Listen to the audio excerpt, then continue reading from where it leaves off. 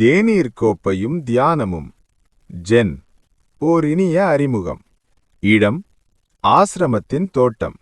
நேரம் மாலை பொழுது. குரு 2 சிறிய கோப்பைகளில் தேநீர் ஊற்றிக் கொண்டிருக்கிறார். அவருடைய மாணவி வெண்ணிக்குயத்தீன் வருகிறாள். குருவே, வணங்குகிறேன். இன்று நான் உங்களிடம் ஒரு புதிய விஷயத்தை பற்றி கேட்க வந்திருக்கிறேன். இப்போது எங்கு பார்த்தாலும் ஜென் என்ற வார்த்தையை கேட்கிறேன். ஜென் கவிதைகள், ஜென் கதைகள், ஜென் வாழ்க்கை முறை என்றெல்லாம் பேசுகிறார்கள். அது என்ன புதிதாக ஒரு மதம் வந்திருக்கிறதா? வணக்கம் வெண்ணிக்குயத்தி. முதலில் இந்த தேநீரை குடி. வெண்ணிக்குயத்தி தேநீரை வாங்கி பருகுகிறாள். ஆனால் அவள் மனம் கேள்வியிலேயே இருக்கிறது. தேநீர் நன்றாக இருக்கிறது குருவே. இப்போது சொல்லுங்கள், ஜென் என்றால் என்ன? நீ தேநீரை சரியாக குடிக்கவில்லையே. தேநீர் குடிக்கும்போது உன் மனம் என் பதிலை எதிர்பார்த்து காத்து கொண்டிருந்தது. தேநீரை அருந்தும்போது தேநீரை மட்டுமே அருந்த வேண்டும். வேறு எந்த சிந்தனையும் இருக்கக்கூடாது. அதுதான் ஜென். இவ்வளவுதானா ஜென்? ஆம் வெண்ணிக்குயத்தி, இவ்வளவு எளிதாகச் சொல்லிவிடக்கூடியதுதான் ஜென். இப்போது செய்வதில் இருத்தல், இந்த கணத்தில் இருத்தல். பொதுவாக வரலாற்று அடிப்படையில் ஜென் என்பது பௌத்த மதத்தின் ஒரு பிரிவாக, குறிப்பாக மகாயான பௌத்தத்தின் ஒரு கிளையாக கருதப்பட்ட போதிலும், உண்மையில் ஜென் என்பது ஒரு மதம் அல்ல. அது ஒரு தத்துவம். அது ஒரு வாழ்க்கை முறை. அதற்கென்று தனியாக கடவுளோ வேதங்களோ சடங்குகளோ இல்லை. ஜென் என்ற வார்த்தைக்கே ஆழமான வரலாறு உண்டு. இந்தியாவில் நாம் தியானம் என்று சொல்வதை புத்த பிக்குக்கள் சீனாவுக்கு கொண்டு சென்றபோது அது சீன மொழியில் சான் என்று மருவியது. சீனாவிலிருந்து ஜப்பானுக்கு போனபோது ஜப்பானிய மொழியில் அது ஜென் என்று மாறியது. ஆக ஜென் என்றால் தியானம், அவ்வளவுதான். ஓ, அப்படியானால் ஜென் ஜப்பானில் தோன்றியதா? இல்லை, அதன் ஆணிவேர் நமது இந்தியாவில்தான் இருக்கிறது. இன்னும் சொல்லப்போனால் தமிழ்நாட்டில்தான் இருக்கிறது. தமிழ்நாட்டிலா? எப்படி குருவே? கிபி 5 அல்லது 6ஆம் நூற்றாண்டில் சுமார் 1500 ஆண்டுகளுக்கு முன் காஞ்சிபுரத்தை ஆண்ட பல்லவ மன்னரின் மகன் ஒருவன் அரச போகங்களை துறந்து புத்த பிக்குவாக மாறினான். பிக்குவாக மாறியவனின் பெயர் போதிதர்மர் என்றானது. போதிதர்மர் இங்கிருந்து கடல் மார்க்கமாக சீனாவுக்கு சென்றார். அங்கே சாலின் என்ற கோவிலில் தங்கி இந்திய தியான முறையையும் தற்காப்பு கலையையும் சீனர்களுக்கு கற்றுக் கொடுத்தார். அவர் விதைத்த அந்த தியான விதைதான் சீனாவில் சான் மார்க்கமாக வளர்ந்து பின் ஜப்பானில் ஜென் மார்க்கமாக பூத்து குலுங்கியது. எனவே ஜென் மார்க்கத்தின் பிதாமகர் நம் போதிதர்மர்தான். அடடே, நமக்கு தெரியாமலேயே நம் ஊரிலிருந்து இவ்வளவு பெரிய தத்துவம் உருவாகி இருக்கிறதா? சரி குருவே, போதிதர்மர் அப்படி என்ன புது தத்துவத்தை சொல்லிக் கொடுத்தார்? அவர் புதிதாக எந்த தத்துவத்தையும் சொல்லிக் கொடுக்கவில்லை. ஏற்கனவே அறிந்திருக்கும் தத்துவங்களை தூக்கி எறி என்றுதான் சொன்னார். பெரும்பாலான மதங்கள் இந்த புத்தகத்தை படி, அந்த மந்திரத்தை சொல்லென்று அறிவை வளர்க்கச் சொல்கின்றன. ஆனால் ஜென் என்ன சொல்கிறது தெரியுமா?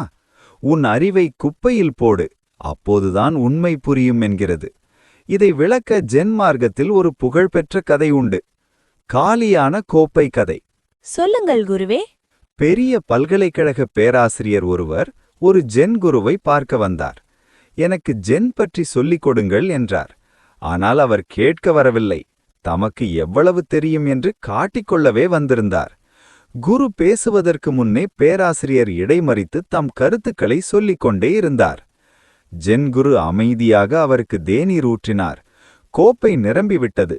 ஆனாலும் குரு தேநீரை ஊற்றிக்கொண்டே இருந்தார். தேநீர் வழிந்து தரையில் கொட்டியது. பதறிப்போன பேராசிரியர், கோப்பை நிரம்பிவிட்டது, இனியும் ஊற்றாதீர்கள், தேநீர் கீழே போகிறது என்று கத்தினார். அப்போது குரு சிரித்துக்கொண்டே சொன்னார், உன் மனமும் இந்த கோப்பையைப் போலத்தான் இருக்கிறது. உன்னுடைய சொந்த கருத்துக்களால் நிரம்பி வழிகிறது. நீ முதலில் உன் கோப்பையை காலி செய்தால்தானே நான் சொல்லும் ஜென் உள்ளே இறங்கும் என்றார். ஆஹா, எவ்வளவு பெரிய சவுக்கடி! இதுதான் ஜென் தத்துவம். முன்கூட்டியே முடிவெடுத்த மனம் உண்மையை உணர முடியாது. நான் ஒன்றுமே அறியாதவன் என்ற வெற்று மனமே உண்மையை அறியும். இந்த வெற்று மனத்தை தான் ஜப்பானிய மொழியில் முஷின் என்கிறார்கள். அது என்ன முஷின்? மனமில்லாத நிலை. மனமில்லாமல் நாம் வாழ முடியுமா? இது தர்க்கரீதியான கேள்வி. ஆனால் ஜென் தர்க்கத்திற்கு அப்பாற்பட்டது. நீ ஒரு விஷயத்தை தர்க்கரீதியாக யோசிக்கிறாயில்லையா? அதை உடைக்கவே ஜென் புதிர்கதைகள் உள்ளன. அவற்றுக்கு கோன் என்று பெயர். எனக்கு புரியவில்லையே குருவே. தர்க்கத்தை உடைக்க ஏன் புதிர்க்கதை சொல்ல வேண்டும்? உனக்கொரு கோன் சொல்கிறேன் கேள். 2 கைகள் தட்டினால் ஓசை வரும். ஆனால் ஒரு கை தட்டும்போது வரும் ஓசை என்ன? ஒரு கையில் எப்படி குருவே ஓசை வரும்? இது என்ன முட்டாள்தனமான கேள்வி? அது முட்டாள்தனமான கேள்வி அல்ல. அதுதான் ஜென். அந்த கேள்விக்கு பதில் சொல்ல நீ என்ன செய்வாய்? உன் மூளையை கசக்குவாய். தர்க்கரீதியாக யோசிப்பாய். ஆனால் பதில் கிடைக்காது. அப்படி மூளை சோர்வடைந்து தர்க்கம் செத்து விழும்போது உனக்குள் ஒரு ஆழமான நிசப்தம் பிறக்கும். அந்த நிசப்தம்தான் ஜென். உன்னை சிந்திக்க விடாமல் செய்து உன் மனத்தை நிறுத்துவதற்கே இப்படிப்பட்ட புதிர்களை ஜென் குருமார்கள் சீடர்களுக்கு கொடுத்தார்கள். இது முற்றிலும் வித்தியாசமாக இருக்கிறதே. நான் படித்ததெல்லாம் கேள்விகளுக்கு பதில் தேடுவது பற்றித்தான்.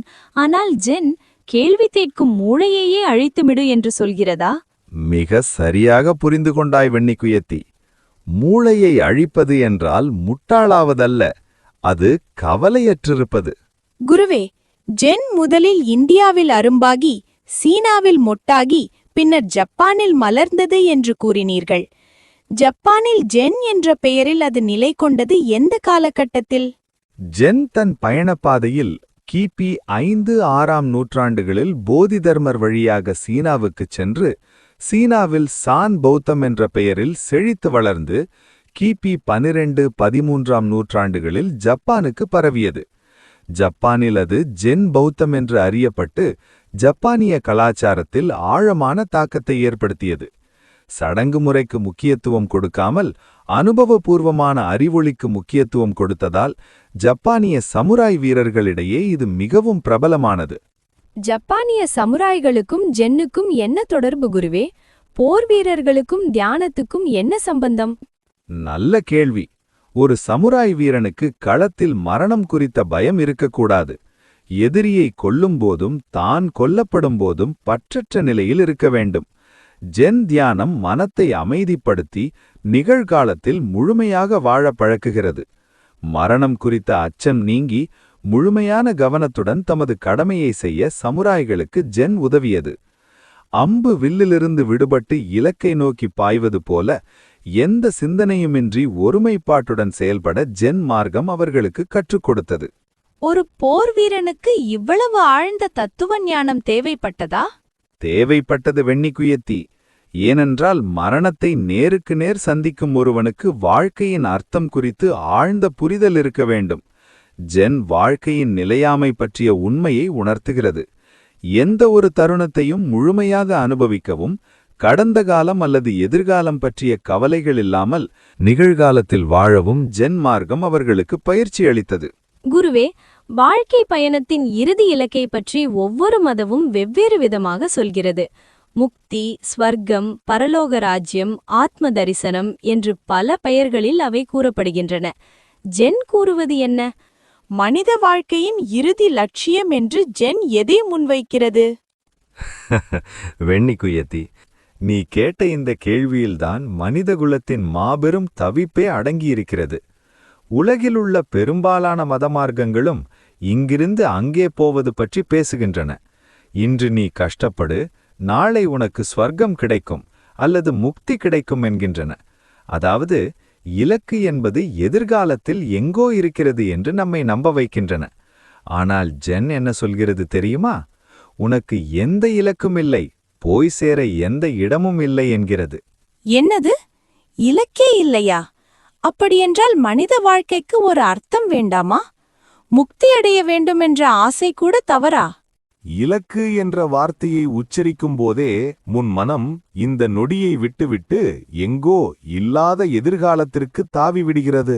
முக்தியை தேடும் அந்த ஆசை கூட அகந்தையின் ஒரு வியாபாரம்தான்.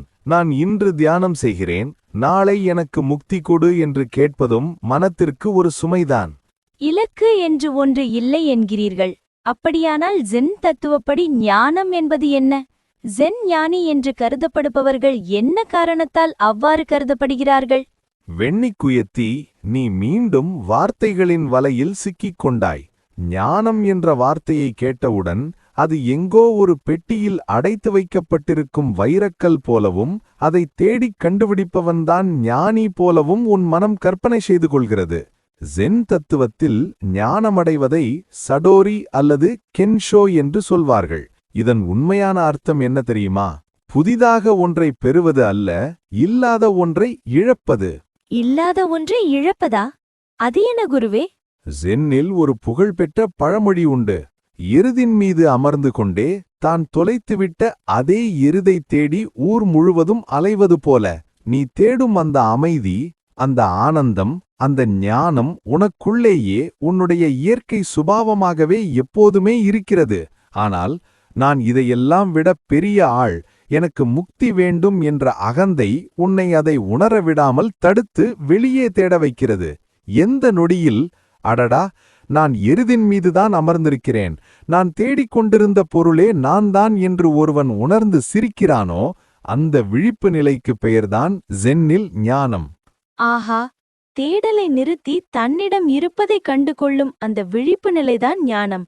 சரி குருவே, அப்படியானால் ஜென் ஞானி என்று சொல்லப்படுபவர்களுக்கு என்ன தனிச்சிறப்பு?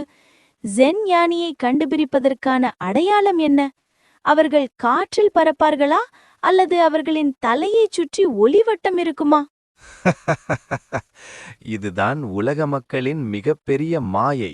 ஒரு ஜென் ஞானிக்கு எந்த மாய வித்தையும் தெரியாது. அவர் காற்றில் பறக்க மாட்டார், தண்ணீரில் நடக்க மாட்டார். இன்னும் சொல்லப்போனால் அவர் உலகத்திலேயே மிக மிக சாதாரணமான மனிதராக இருப்பார். ஒருமுறை ஒரு ஜென் குருவிடம் ஒருவன் வந்து கேட்டான், குருவே, உங்களுடைய சித்தி, அதாவது அற்புதம் என்ன? நீங்கள் என்ன மாயங்கள் செய்வீர்கள்? அதற்கு குரு சொன்னார், எனக்கு பசித்தால் நான் சாப்பிடுவேன், எனக்கு தூக்கம் வந்தால் நான் தூங்குவேன், இதுதான் என் அற்புதம் என்றார். வந்தவனுக்கு கோபம் வந்துவிட்டது. இதென்ன பெரிய அற்புதம், இதைத்தான் உலகத்திலுள்ள எல்லா மனிதர்களுமே செய்கிறார்களே என்றான். அதற்கு ஜென் குரு சொன்னார், இல்லை, சாதாரண மனிதர்கள் சாப்பிடும்போது 1000 கவலைகளை சிந்தித்துக் கொண்டே சாப்பிடுகிறார்கள். தூங்கப் போகும்போது நாளை நடப்பதைப் பற்றிய பயத்தோடு படுக்கிறார்கள். ஆனால் நான் சாப்பிடும்போது 100% உணவை மட்டுமே ருசித்து சாப்பிடுகிறேன். தூங்கும்போது 100% எந்த கவலையும் இன்றி தூங்குகிறேன். எந்த செயலை செய்தாலும் அதில் நான் முழுமையாக இருப்பேன் என்றார். இதுதான் ஒரு ஜென் ஞானியின் அடையாளம். அவர் இறந்த காலத்தின் பாரத்தை சுமப்பதில்லை, எதிர்காலத்தின் பயத்தை சுமப்பதில்லை. அவர் ஒரு சிறு குழந்தையைப் போல இந்த கணத்தில் 100% ஈடுபாட்டோடு இருப்பார். இந்த சுமையற்ற மனநிலையை எட்டியதால்தான் அவர் ஞானி என்று கொண்டாடப்படுகிறார். உண்மையான அற்புதம் என்பது வானத்தில் பறப்பதல்ல, பூமியில் எந்த சுமையும் இன்றி முழுமையாக நடப்பதுதான் என்று இப்போது புரிகிறது. சரி குருவே, பௌத்த மதத்தில் நிர்வாணம் என்று ஒரு இறுதி நிலை பேசப்படுகிறதே, அதற்கும் ஜென்னுக்கும் சம்பந்தம் இருக்கிறதா? ஜென் என்பதே பௌத்தத்தின் ஒரு கிளைதான். ஆனால் மற்றவர்கள் நிர்வாணத்தை எப்படி பார்க்கிறார்கள் என்பதற்கும் ஜென் எப்படி பார்க்கிறது என்பதற்கும் ஒரு பெரிய வித்தியாசம் உண்டு. பொதுவாக மக்கள் இந்த உலகம் என்ற சம்சாரம் துன்பம் நிறைந்தது என்றும், ஆசைகளை ஒழித்துவிட்டு செத்த பிறகோ அல்லது எங்கோ ஒரு தேசத்திற்குச் சென்றோ அடைவதுதான் நிர்வாணம் என்றும் நினைக்கிறார்கள். ஆனால் ஜென் ஒரு துணிச்சலான தத்துவத்தை முன்வைக்கிறது. சம்சாரமே நிர்வாணம். என்னது, இந்த துன்பம் நிறைந்த உலகமே நிர்வாணமா? ஆமாம், நிர்வாணம் என்ற சொல்லுக்கு சரியான அர்த்தம் என்ன தெரியுமா? எரியும் ஒரு மெழுகுவர்த்தியை ஊதி அணைப்பது. எதை ஊதி அணைப்பது? உலகத்தையா? இல்லை, உனக்குள் எரியும் நான் எனது என்ற அகந்தையை, ஆசையை ஊதி அணைப்பது. உன் கண்களில் உள்ள விருப்பு வெறுப்பு என்ற கண்ணாடியை கழற்றிவிட்டு பார். இந்த சாதாரண உலகமே உனக்கு ஸ்வர்க்கமாகத் தெரியும். இலைகள் காற்றில் அசைவது, குயில்கள் பாடுவது, நீ தண்ணீர் குடிப்பது, வீட்டை சுத்தம் செய்வது எல்லாமே உனக்கு தெய்வீகமாக மாறிவிடும். அகந்தையோடு வாழ்ந்தால் இந்த பூமி சம்சாரம், அதாவது துன்பம். அகந்தையை அணைத்துவிட்டு வாழ்ந்தால் இதே பூமி நிர்வாணம், அதாவது பேரின்பம். எனவே வெண்ணிக் குயத்தி, நிர்வாணம் அடைவதற்காக நீ இமயமலைக்குச் செல்ல வேண்டியதில்லை. நீ அமர்ந்திருக்கும் இதே இடம், இதே நொடி, இதே தேநீர் கோப்பை எல்லாமே நிர்வாணம்தான். அதை உணரும் விழிப்புணர்வுதான் ஜென்.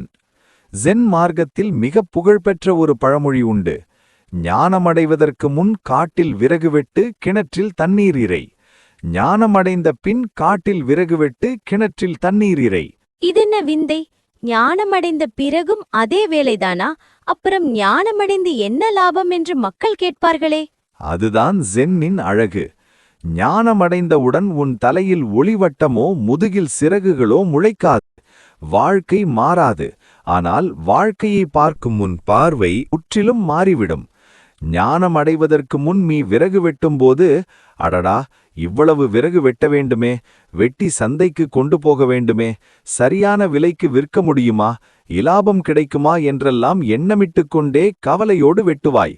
உன் உடல் காட்டில் இருக்கும், மனம் சந்தையில் அலைந்து கொண்டிருக்கும். ஆனால் ஞானமடைந்த பின் அந்த விறகு வெட்டும் செயலே உனக்கு தியானமாக மாறிவிடும். விறகு வெட்டுவதை முழுமையான ஆனந்தத்தோடு 100% ஈடுபாட்டோடு செய்வாய். கோடாரியை ஓங்குவதிலும் தண்ணீர் இறைப்பதிலும் பிரபஞ்சத்தின் நடன அசைவு உன்னில் வெளிப்படும். ஆஹா, நான் மனத்திற்குள் கட்டி வைத்திருந்த பல மாய பிம்பங்களை ஜென் உடைத்து தூள் தூளாக்குகிறதே. சரியாகச் சொன்னாய். முக்தி அல்லது ஸ்வர்க்கம் என்பது மேகங்களுக்குப் பின்னால் இல்லை. நீ குடிக்கும் இந்த தேநீரின் சுவையில் இருக்கிறது. காலையில் வீசும் குளிர்ந்த காற்றில் இருக்கிறது. தரையை கூட்டும் முன் அசைவில் இருக்கிறது. நான் ஏதோ ஒரு பெரிய இலக்கை அடைய பிறந்தவன் என்ற கர்வம் மனிதனுக்கு இருக்கிறது. அந்த கர்வத்தை உடைத்து உன்னை மிகவும் சாதாரணமானவனாக மாற்றுவதுதான் ஜென். பசித்தால் சாப்பிடுவது, தூக்கம் வந்தால் தூங்குவது, இந்த சாதாரணமான செயல்களை எவ்வித கவலையும் இன்றி முழுமையாக செய்வதே மிகப்பெரிய அசாதாரணமான சாதனை. சாதாரண மனமே ஜென் மனம். எனவே வெண்ணிக்குயத்தி, ஜென் முன்வைக்கும் மனித வாழ்வின் இறுதி இலட்சியம் என்ன தெரியுமா? எதையும் தேடாமல், எதையும் அடையத் துடிக்காமல், இருப்பதை அப்படியே ஏற்றுக்கொண்டு இந்த நொடியை முழுமையாக வாழ்ந்து முடிப்பதுதான். தேடலை நிறுத்துவதே ஜென்னின் இறுதி இலக்கு. குருவே, எனக்கு ஒரு பெரிய சந்தேகம். மற்ற எல்லா மார்க்கங்களும் கடவுள், உலகம், ஜீவன், அதாவது ஆன்மா என்று 3ஐ பற்றி பேசுகின்றன. ஜென் இவற்றை பற்றி என்ன கூறுகிறது? வெண்ணிக்குயத்தி, தத்துவ மாணாக்கர்கள் கேட்கும் மிக முக்கியமான கேள்வியை நீ கேட்டுவிட்டாய். ஆனால் இதே கேள்வியை நீ ஒரு ஜென் குருவிடம் கேட்டிருந்தால் அவர் உன்னை ஒரு மூங்கில் பிரம்பால் லேசாக தட்டியிருப்பார் அல்லது பதில் சொல்லாமல் எழுந்து போயிருப்பார். ஏன் குருவே, தத்துவத்தின் அடிப்படையே இதுதானே? ஏனென்றால் ஜென் வார்த்தைகளை நம்புவதில்லை. கடவுள், ஆன்மா என்ற வார்த்தைகளுக்குள் அகண்டமான உண்மையை அடைக்க முடியாது என்பது ஜென்னின் ஆணித்தரமான நம்பிக்கை. தாகமாக இருக்கும்போது தண்ணீர் என்று காகிதத்தில் எழுதினால் தாகம் தீருமா? தண்ணீரை அருந்த வேண்டுமில்லையா? அதுபோல ஆராய்வதை விட அனுபவிப்பதே ஜென். இருந்தாலும் உன் புரிதலுக்காக சொல்கிறேன், கேள். பெரும்பாலான மதங்கள் கடவுள் உலகத்தை படைத்துவிட்டு மேலே எங்கோ இருக்கிறார் என்று சொல்கின்றன. ஆனால் ஜென் தனியாக ஒரு கடவுள், கிரியேட்டர் காட் என்ற கருத்தை ஏற்பதில்லை. கடலுக்குள் நீந்திக் கொண்டிருக்கும் ஒரு மீன், கடல் எங்கே இருக்கிறது, நான் கடலை பார்க்க வேண்டும் என்று தேடினால் எப்படி இருக்கும்? நாம் அந்த பேரிருப்புக்குள்ளேயே மூழ்கி கிடக்கிறோம். இந்த மரமாக, வீசும் காற்றாக, நீ குடிக்கும் தேநீராக இருப்பது எல்லாமே அதுதான். ஜென்னை பொறுத்தவரை கடவுள் என்பது ஒரு நபர் அல்ல. அது இந்த நொடியில் உள்ளது உள்ளபடி இருக்கும் நிலை. ஜஸ்ட் இஸ்னஸ். அப்படியானால் எனக்குள் இருக்கும் ஆன்மா என்னவாகிறது குருவே? மதங்கள் பெரும்பாலானவை உனக்குள் ஒரு நிலையான ஆன்மா இருக்கிறது என்கின்றன. ஆனால் ஜென் புத்தரின் அனாத்மா, நோ செல்ஃப், சூன்யதா கொள்கையை பின்பற்றுகிறது. ஒரு வெங்காயத்தை உரித்துக்கொண்டே போனால் கடைசியில் என்ன இருக்கும்? ஒன்றும் இருக்காது குருவே, வெறும் வெற்றிடம்தான் இருக்கும். சரியாக சொன்னாய். நான் வெண்ணிக்குயத்தி, இது என் உடல், என் உயிர் என்ற அகந்தை ஒரு வெங்காயம் போன்றது. உன் எண்ணங்கள், உணர்ச்சிகள், நினைவுகள் எல்லாவற்றையும் உரித்துவிட்டால் உள்ளே தனிப்பட்ட ஆன்மா என்று எதுவுமில்லை. எங்கும் நிறைந்திருக்கும் அந்த மகா சூன்யம்தான் இருக்கிறது. நான் என்ற அலை அடங்கினால் மிச்சமிருப்பது கடல் மட்டுமே. அலைக்கு என்று தனி உயிர் கிடையாது. ஆன்மாவும் இல்லை கடவுளும் இல்லை என்றால் இந்த உலகம் வெறும் பொய்த் தோற்றம், மாயை என்று ஜென் கூறுகிறதா குருவே? இல்லை, இங்கேதான் ஜென் மாறுபடுகிறது. ஜென் உலகத்தை பொய் என்று வெறுத்து ஒதுக்க சொல்லவில்லை. ஒரு புகழ்பெற்ற ஜென் குரு சொன்னார், நான் ஜென் பயில்வதற்கு முன் மலைகள் மலைகளாகவே தெரிந்தன, நதிகள் நதிகளாகவே தெரிந்தன. நான் ஜென் பயிலத் தொடங்கிய போது குழப்ப நிலையில் மலைகள் மலைகளாக இல்லை, நதிகள் நதிகளாக இல்லை, எல்லாம் மாயை என்று தோன்றியது. ஆனால் நான் முழு ஞானம் அடைந்த பிறகு மீண்டும் மலைகள் மலைகளாகவே தெரிகின்றன, நதிகள் நதிகளாகவே தெரிகின்றன. ஆஹா, இதன் அர்த்தம் என்ன குருவே? ஆரம்பத்திலும் மலை, முடிவிலும் மலையா? ஆமாம் பெண்ணிக்குயத்தி, உலகம் மாயை அல்ல. உலகத்தைப் பற்றிய உன் பார்வையில்தான் மாயை இருக்கிறது. நிலையற்றவற்றை நிலையானவையாக கருதி அவற்றில் பற்று வைப்பதுதான் மாயை. ஒரு பூ பூப்பதும் இலை உதிர்வதும் பிரபஞ்சத்தின் நடனம். உலகத்தை மாயை என்று ஒதுக்கிவிட்டு ஓடாதே. மலையை மலையாகப் பார், ஆனால் அதன் மீது ஆசை கொள்ளாமல் பார். நிலையானது என்று எதுவும் இல்லை, நிலையற்ற தன்மைதான் நிலையானது என்ற உண்மையை உணர்ந்து எதனோடும் உறவாடு. சுருக்கமாக சொன்னால், கடவுள், உலகம், ஜீவன் என்று பிரித்து பார்ப்பதே உன் மனத்தின் வேலைதான். உன் மனம் அமைதியாகும்போது நோ மைண்ட் ஸ்டேட், இந்த தேடுபவன், தேடப்படும் பொருள், தேடும் உலகம் என்ற மூன்றும் கரைந்து பிரிக்க முடியாத ஒரே ஒரு பேர் இருப்பு மட்டுமே எஞ்சி நிற்கும். அதனால் கடவுளைப் பற்றியும் ஆன்மாவை பற்றியும் ஆராய்வதை விட்டுவிட்டு உன் கையில் உள்ள தேநீரை முழுமையாக ருசி. இந்த நொடியை 100% வாழ்ந்து முடி. அதுதான் ஜென். குருவே, அலுவலகம், வீடு, குடும்ப பிரச்சனைகள், மன அழுத்தம் இவற்றிலிருந்து விடுபட ஜென் உதவுமா? நடைமுறை வாழ்க்கைக்கு ஜென் தத்துவம் பயன் தருமா? ஜென் என்பதே ஒரு வாழ்வியல் முறைதான். ஒரு அற்புதமான ஜென் கதை சொல்கிறேன் கேள்.